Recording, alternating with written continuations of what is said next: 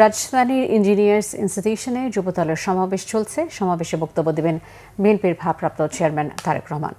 দর্শক, সেখানে আছেন আমাদের বিশেষ প্রতিনিধি আহমেদ সারওয়ার। সরাসরি কথা বলবো তার সাথে। সারওয়ার, সমাবেশে উপস্থিতি কেমন দেখছেন এবং তারেক রহমান কখন যোগ দিতে পারেন সমাবেশে? ছাত্র জনতার গণ অভ্যুত্থানের 1 বছর পূর্তি উপলক্ষে বিএনপি কেন্দ্রীয় কর্মসূচির অংশ হিসাবে মাসব্যাপী যেই কর্মসূচি নেওয়া হচ্ছে তার মধ্যে আজকে যুবদলের কর্মসূচি। তারা এটাকে নাম দিয়েছে ফ্যাসিবাদ বিরোধী আন্দোলন ও না বলা কথা। এইটার প্রধান অতিথি হচ্ছেন বিএনপির ভারপ্রাপ্ত চেয়ারম্যান তারেক রহমান। আমরা যতদূর জানতে পেরেছি 3টার পরপরই হয়তো উনি এই প্রোগ্রামে যোগ দিবেন।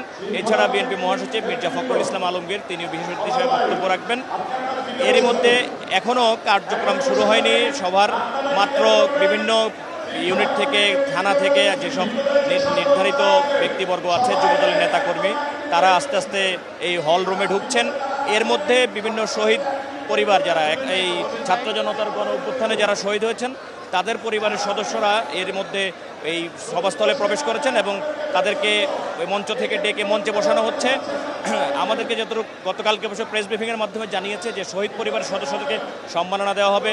বিএনপির কয়েকজন নেতৃবৃন্দকেও যুবদলের পক্ষ থেকে গত জুলাই আগস্ট আন্দোলনে ভূমিকা রাখার জন্য তাদেরকে সম্মাননা দেওয়া হবে।